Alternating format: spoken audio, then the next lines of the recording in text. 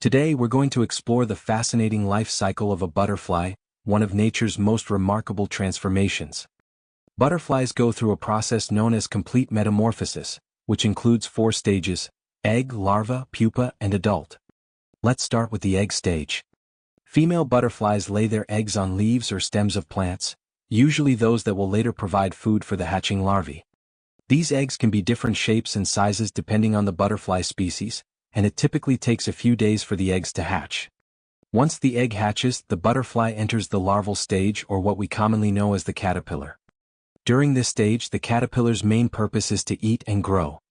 It feeds on leaves, taking in as many nutrients as possible. As it grows, the caterpillar sheds its skin several times in a process called molting, because its body quickly outgrows the old skin. Caterpillars can spend anywhere from 2 weeks to over a month in this stage, depending on the species and environmental conditions. After the caterpillar has grown enough, it enters the pupal stage. At this point, it forms a protective casing around itself, often referred to as a chrysalis.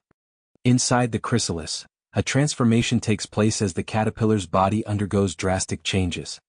During this phase, which can last a few days to several weeks, the caterpillar's old body breaks down, and it reorganizes into the structure of an adult butterfly. Finally, the adult butterfly emerges from the chrysalis, beginning the adult stage of its life cycle. At first, the butterfly's wings are soft and crumpled, and it takes time for them to expand and harden before the butterfly can take flight. The adult butterfly's main focus is reproduction, and it will soon seek a mate to continue the cycle. Butterflies live for only a few weeks to several months as adults, again depending on the species. The life cycle of a butterfly is not only captivating but also vital for the environment.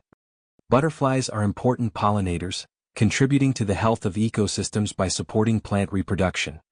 Their transformation symbolizes resilience and adaptation, making them a subject of fascination in both science and culture.